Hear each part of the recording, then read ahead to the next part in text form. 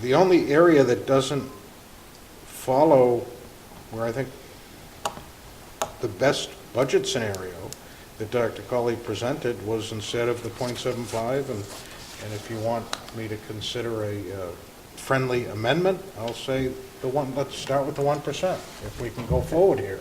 Because everything else is his best scenario. The other thing that I heard you say that raised the flag with me was the assuming a zero with the other negotiations, and I think we shouldn't assume anything. You know what I mean? Because eventually that process is going to finish. Mr. Arnstein. We got to be careful not to negotiate in open session. I agree with your suggestion, Mr. Bernard, about going with the bracketing. I think we're a bit out of our element to sit and try to discuss and give Dr. Colley direction and indirectly give the administrators that are here direction for their own buildings and their area of responsibility, guidance on what to include and not include. If we want to take a look at dollar ranges, as Mr. Bernard suggested, with keeping no cuts to Chapter 70 from last year to this year, and realizing and not realizing the special education savings, then so be it. But let's stay out of the business of predetermining what should go into a line item of the budget.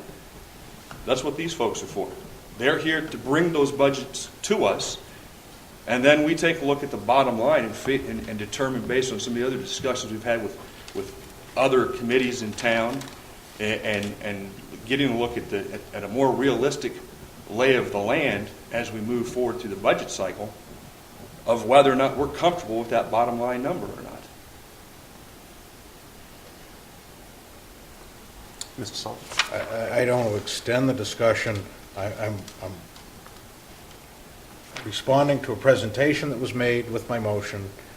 If we want to change any of the anticipated percentages that in the way of brackets, I'm all for that. So let's look at the motion on the table. I'll consider any friendly amendments to the motion, and with the exception of anticipating more than level funds in Boston, because no one has come up with that forecast. I think where I was throwing in most of the leeway, assuming a level Chapter 70, is what happens with the town levy, because it seemed like there was a range there between 0 and 2.5%. Yes. Right, and that range there can have an effect on whether we do something. And that or would be not. the bracket. That would be an addition to Right. That's the motion. bracket. Okay. With a 2.5, without a 2.5. Everything that's on the sheet.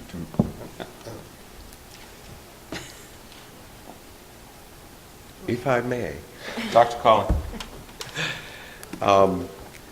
And this is the fun when we, if you want to call it fun. This is the interesting part of trying to build a budget in this kind of scenario. I know the subcommittee has asked for a level funded look. We can do that. And from there, I can do several different permutations of the budget based on some of these variables that may change between now and the end of the year, depending on how things go with the state now, or negotiations. One of the things that I would suggest is that we start with a level funded budget, given the worst case scenario. This is level funded. This is why we're losing an era, which would mean a decrease, for all intents and purposes. What would that look like? And then I can do some variations of that. All right, if If we have the 2%, if Chapter 70 comes in level funded, if we do get the $100,000, and then what I would suggest for next school committee meeting is to have an executive meeting, executive session before we come to the budget and decide on how to present any salary increases. I've told you what my proposal is for administrators, because I can then go back and talk to them and see where we end. I can't tell you where we should be for the teacher salary at this point, because we're not there yet. But how much money we set aside for salaries in general, we can discuss that in executive session. And then, you know what, we put it in a salary increase line, and people can argue where is it going later. And depending on how negotiations go, we put it here or we put it there. So I wouldn't deal with that. And then we can itemize like I did in that last, this one.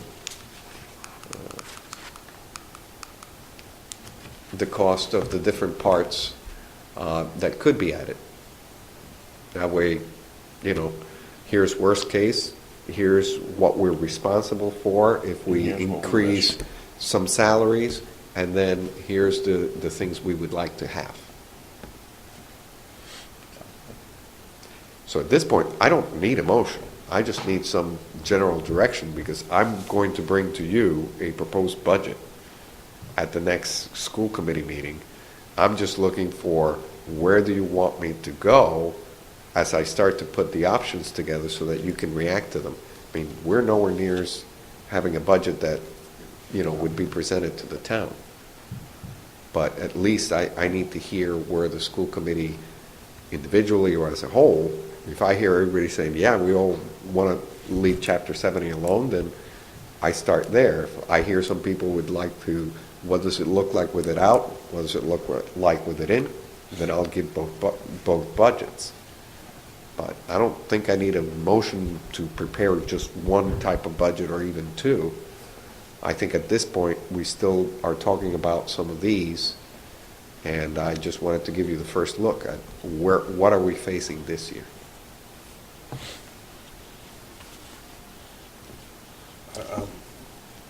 Willing to make a friendly amendment, because I had a presumption, and there's a lot of presumptions in this motion, that leaves you up to perhaps making, you could make multiple Versions?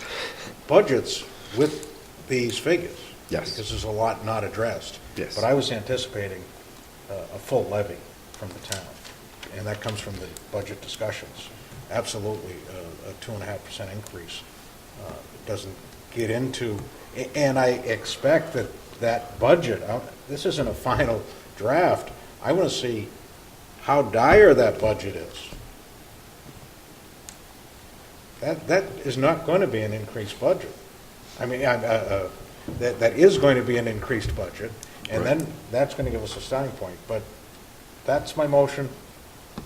I appreciate my fellow school committee members' input, and